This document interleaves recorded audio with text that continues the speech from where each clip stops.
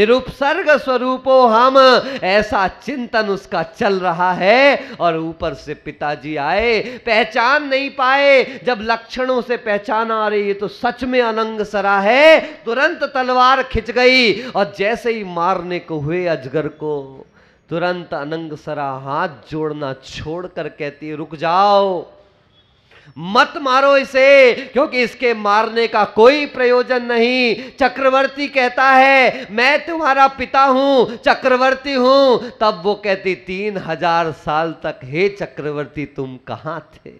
कहां था तुम्हारा ये 60,000 पुत्रों का जखीरा? कहां था तुम्हारा चक्र रत्न? और कहां था तुम्हारा 6 खंड का अधिपतित्व? मैं 3000 साल से इस जंगल में भटक रही हूं। चक्रवर्ती की नजर झुक गई। चक्रवर्ती की नजर में, आंखों में आंसू आ गए। बात सच है, मगर अभी तो बचाऊं बेटा तुझे? नहीं, अब मैं बचने वाली नहीं। जहर चढ़ चुका है, मैं बचा भी लोगे तो कुछ देर में मरण को प्राप्त होंगी। मेरे कारण क्यों इस सर्प का घात करते हो? अरे इनकी तो पर्याय ऐसी है, इनको मत मारो, इनको मत काटो। उसके हाथों से तलवार छूट जाती है। फिर वो बोलती है, और अगर बच भी गई है चक्रवर्ती तो या भोगीलाल जी, भोगीलाल जी, आपकी आवाज यहां तक आ रही है। वो चक्रवर्ती से कहती है, हे चक्रवर्ती, हे भोगीलाल, सुन ले, अमेरिका तक आवाज जाएगी तेरे जमाई की, सुन ले। वो कहती है, हे चक्रवर्ती, अगर मैं बच भी गई तो मैंने यम संलेखना धारण कर ली है। जीवन जब तक है मैं भोजन पान स्वीकार नहीं करूंगी, 100 कदम के आगे नहीं जाऊंगी। बचा भी लिया तो क्या फायदा? इसके लिए क्यों तू मेरे कारण दूसरे जीव का घात करता है? मैंने संलेखना धारण कर ली है। चक्रवर्ती की आंखों से आंसू बह रहे थे। हाथ जोड़ लिए अनंगसरा के सामने, धन्य है तुम्हारा तप। अब ध्यान देना, वही अनंगसरा जब मरण को प्राप्त हुई तो अभय दान के प्रभाव से और तप के प्रभाव से जैन कुल में वापस जन्म लिया और लक्ष्मण की पत्नी विशल्या के रूप में जन्म लिया। किसके रूप में? बोलो।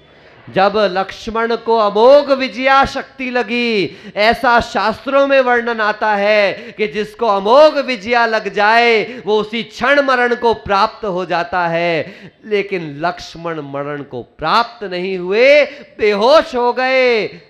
उसी समय किसी ने कहा कि विशल्या के स्नान का जल, किसका जल बोलो? ऐसा वैसा जल नहीं, कोई गंधोदक नहीं था, कोई पंचामृत नहीं था, कोई दूध दही नहीं था, किसी आदिनाथ का नहीं था, किसी पुरुष का नहीं था, किसी मुनि का नहीं था। एक असंयमी कन्या के शरीर के स्नान का जल जहां जहां चला जाता था वहां के सबके रोग दूर हो जाते थे। जब पता चला तो हनुमान जी गए, विशल्या को लेकर आए, और जैसे जैसे विशल्या पास आ रही थी वैसे वैसे लक्ष्मण की बेहोशी दूर होती गई। और जब विशल्या ने अपने उस हाथों से लेप किया चंदन का और औषधि का, लक्ष्मण वापस पुनर्जीवित हो गए। अमोघ विजया शक्ति भाग गई उसको देखकर और कहती है विशल्या से हाथ जोड़कर, मैं अपराजित थी, अजेय थी, लेकिन एकमात्र पूरे विश्व में तेरी ताकत थी, क्योंकि तेरे तप का प्रभाव था, तेरे अभयदान का प्रभाव था कि तेरे शरीर में वो सामर्थ्य तुझे प्राप्त हुआ। सोचिए, वो अनंगसरा चाहती तो मरते मरते भी, अगर मैं पकड़ूं आपकी गर्दन संजय मिंडा और पानी के अंदर डुबा दूं, क्या चाहते हो उस समय? बोलो। बस एक बार, बस एक बार, बस महाराज एक बार। मैं नहीं करूंगा ना ऐसा, नहीं। अब अभी तो तुम्हारा चौका भी लगने वाला है, अभी से कह दूंगा तो तुम नमक अमक नहीं डालो तो। आप सबको यदि पानी के अंदर फंसा दिया जाए तो एक ही बात मन में आती, खाना नहीं आता, पीना नहीं आता, सिर्फ जीना दिखाई देता है। अरे एक बार श्वास लेने बाहर निकाल दो बस। लेकिन अनंगसरा मरण के सम्मुख खड़ी थी, मगर उसकी तन की संरक्षण की कोई भावना नहीं थी। और ऐसे अत्यंत वैराग्य का परिणाम, और उसने विशल्या जैसी पर्याय को प्राप्त किया, और सम्यक दर्शन की विशुद्धि के प्रभाव से आगे आने वाले भवों में निर्वाण को प्राप्त करेगी। आचार्य समंत भद्र महाराज इस निहिकांक्षित अंग का वर्णन करते हुए कह रहे हैं कि अनंगसरा प्रसिद्ध हुई है उस अंग में, और आप भगवान के सामने आते हो, और कहा जाने कैसी कैसी आकांक्षाएं। अरे पूजा करते हुए भी गाना छोड़ते नहीं, धन संपत्ति बहु, इसके लिए व्रत कर रहे हो, इसके लिए अरे इसके लिए व्रत मत करो, ठेला चला लेना बाहर, कमा लेना, भीख मांग लेना बाहर, चला लेना।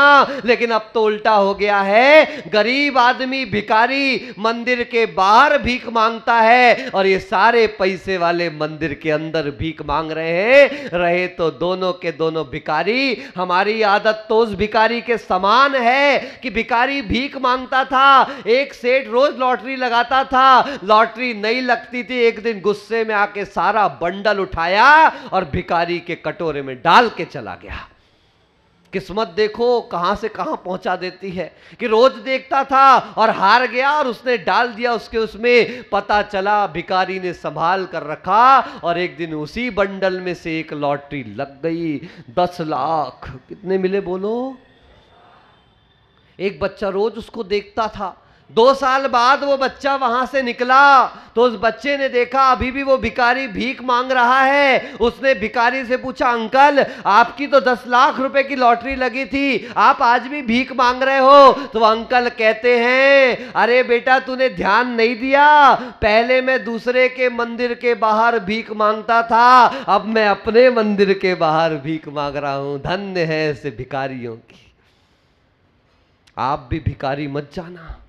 याद रखना, मंदिर में भिखारी बन करके नहीं, मंदिर में पुजारी बन करके आना, आराधक बन करके आना। जो पुजारी बन करके आता है वो एक ना एक दिन पूज्य जरूर बन जाता है, और जो भिखारी बनकर आता है वो कटोरा लिए नरक से लेकर परिभ्रमण नरक निगोद तक करता रहता है। इसलिए बंधुओं, सम्यक दृष्टि वही है जो संसार की आकांक्षा नहीं करता, लौकिक सुख सामग्री की आकांक्षा नहीं करता।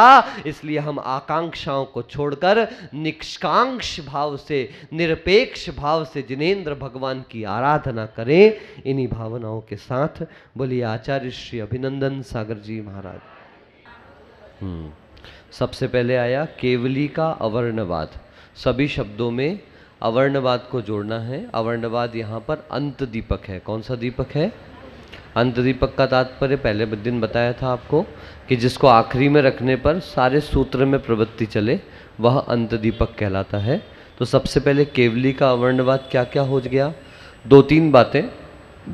केवली कवलाहार करते हैं। केवली मतलब स्त्रीलिंग वाले भी केवली पद, कैवल्य को प्राप्त कर लेते हैं आदि आदि। ये केवली पद का अवर्णवाद है, ठीक है ना।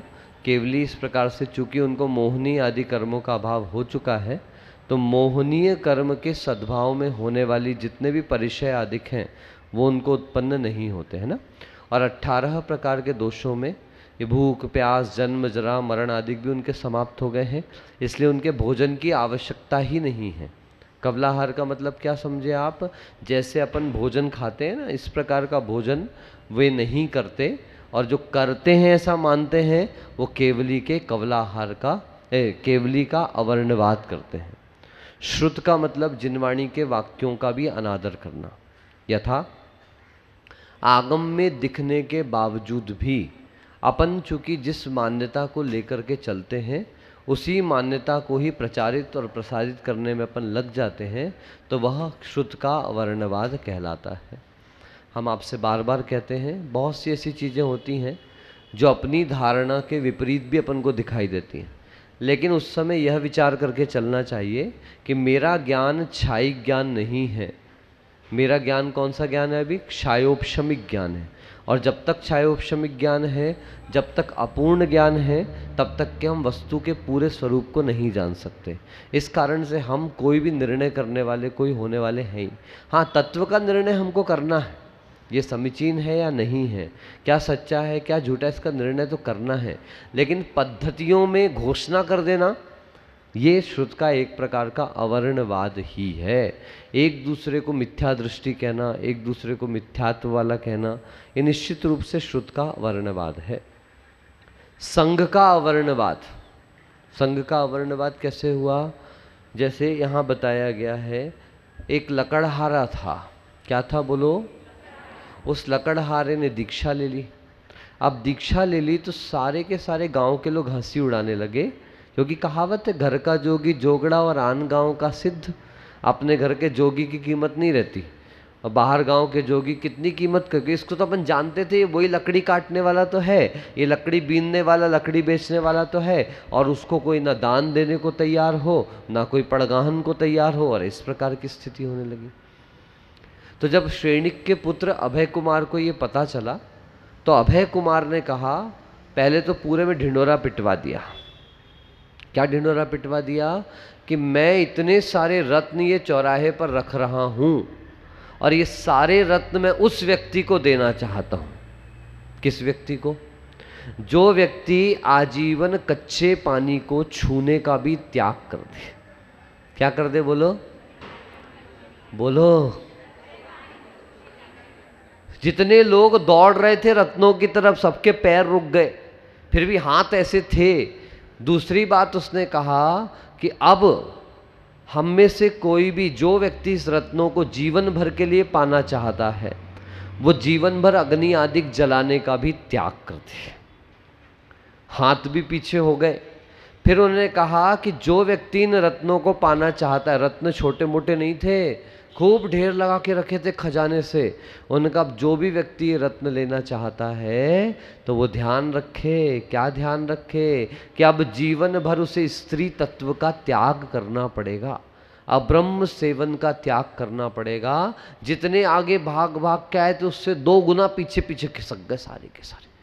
तब अभय कुमार ने कहा कि कहना बहुत आसान है, मुनि कहा वो कठिन है।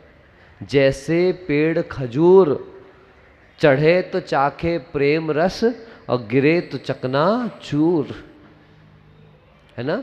मुनि कहना बहुत कठिन है, क्योंकि जैसे खजूर के पेड़ में फल बहुत दूर लगते हैं ना, तो अपन को वहां तक पहुंचना, अरे हम तोड़ लाएंगे, चढ़ के दिखाओ। जब चढ़ने को जाते हो तो खजूर के पेड़ में एक भी ऐसी जगह नहीं जहां पकड़ करके आप चढ़ सको। तो जैसे मान लो पुण्य के उदय से चढ़ भी गए तो चढ़ गए, और नहीं चढ़ पाए, गिरोगे तो 32वीं 36वीं सब निकल जाने वाली है आपकी, है ना। इसलिए उन्होंने कहा कि देखो, आप किसी की जाति से, किसी के वर्ण से, किसी के स्टैंडर्ड से उसके त्याग को नहीं त्याग सकते। मान लीजिए मैंने इंजीनियरिंग करी हुई है, इन महाराज की ग्रेजुएशन स्टार्ट हुआ था, इन्होंने ग्रेजुएशन तो किया ही नहीं है, तो क्या इनका वैराग्य मुझसे कम है?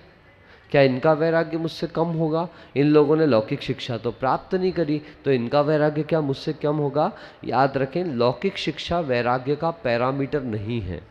हो सकता है लौकिक शिक्षा अच्छी हो तो हम प्रस्तुतिकरण बहुत अच्छा कर पा रहे हैं, हम विषयों को समझ अच्छे से पा रहे हैं, समझा अच्छे से पा रहे हैं, लेकिन इससे कभी साधु की औकात को मत तौल लेना, साधु के स्टैंडर्ड को मत तोल लेना, क्योंकि वैराग्य के पैरामीटर शिक्षा से संबंधित नहीं है। वैराग्य के पैरामीटर उनके आचरण से संबंधित है, उनके परिणामों से संबंधित, जिसको आप नहीं पकड़ सकते, दूसरा तो बिल्कुल नहीं पकड़ सकता।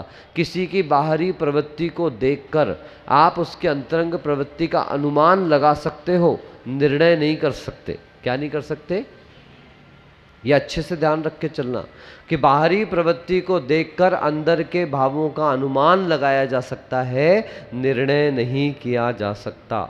इसलिए शूद्र है, ये मलिन है, अरे नीची जात वाले ने कहाँ दीक्षा ले ली, ये गरीब आदमी ने कहाँ दीक्षा ले ली, ये तो मर रहा था कहाँ दीक्षा ले ली, आदि आदि इस प्रकार के संयमी के प्रति कभी भाव नहीं रखना। कैसा भी हो, यदि उसने दीक्षा के लिए कठोर लिया है तो कहीं ना कहीं तो वो अपने कल्याण का मार्ग खोलेगा। हो सकता है कुछ प्रतिशत का खोल पाए, ज़्यादा नहीं कर पाए, पर आपाद कंठ राग में डूबे वाले लोगों से कम वो त्यागी तो अच्छा है। गुरुदेव अभिनंदन सागर जी के पास वृद्ध साधुओं की संख्या ज़्यादा थी। कई वृद्ध तो ऐसे थे, आहार करके आते थे और सीधे माला हाथ में लिए और लेट जाते थे। तो एक दिन मैंने महाराज जी से कह दिया, महाराज जी काय को तो इनको दीक्षा दे दी, ये खा रहे हैं और लजा रहे हैं, यहाँ से खा के और यहाँ पे लेट गए। तब महाराज जी ने कहा, महाराज मांग के तो नहीं खा रहे, अपेक्षा से तो नहीं खा रहे, किसी का छीन कर नहीं खा रहे और कोई हिंसा करके नहीं खा रहे, कम से कम भी उस जीव ने कितने सारे व्रतों को धारण कर लिया है। अब उनका शरीर इस स्थिति में नहीं है कि वो बहुत देर तक बैठ सके या उठ सके। हम लोग हमेशा नकारात्मक ही क्यों देखना चाहते हैं? हम उसमें कुछ सकारात्मक सोच भी तो बना सकते हैं, क्योंकि क्या पता भले ही वो लेट रहा है लेकिन उसके परिणाम उत्कृष्ट हो जाएं, उसके परिणाम अच्छे हो, वो खुद अपनी निंदा आलोचना कर रहा हो कि मैं नहीं कर पा रहा, मैं नहीं कर पा रहा, और यहाँ तुम देख देख के अपने परिणाम और खराब कर रहे हो। एक वेश्या और एक सेठ जी ने अपना घर वर बार छोड़ के सन्यासी बन गए, आमने सामने हो गए दोनों जन, दोनों गांव के बाहर। नगर नारी भी बाहर रहेगी और साधु भी बाहर रहेगा। अब दोनों के हो गए झोपड़ियाँ आगे आमने सामने। अब पूरे समय साधु यही विचार करता था कि देखो इतना सुंदर शरीर मिला इसको, इतनी अच्छी पर्याय मिली इसको, इतनी स्वस्थ स्त्री है ये, यदि ये अपने जीवन का शरीर का उपयोग गलत हो गया कि मतलब इतना सब कुछ मिला, यदि ये मतलब मुझे मिल जाती तो कितना अच्छा रहता था। ये कैसा अपना जीवन खराब कर रही है, ये पूरे समय ये पाप करती, देखो फिर वो आदमी आया, फिर वो आया, फिर आया, फिर आया, यही सोचती रहती थी। और वो वेश्या पूरे समय एक ही बात सोचती थी, मैं कितनी नीच स्त्री हूँ कि देखो सब अच्छा मिला, ये देखो इसको सब कुछ मिला था तो छोड़कर आ गया, और मुझे कुछ नहीं मिला तो मैं संसार की तरफ देख रही हूँ। दोनों का मरण हुआ। तो जब यमराज के यहाँ लाइन लगी थी तो यमराज ने उसी के सामने वेश्या खड़ी थी और पीछे वो साधु जो मर के पहुंचा। तो यह वेश्या को बोला तू स्वर्ग की तरफ जा, और साधु को बोला तू नरक की तरफ जा। साधु अड़ पड़ा, मैंने ये उपास किया, वो व्रत किया, ऐसा किया, वैसा किया, और इसने क्या किया?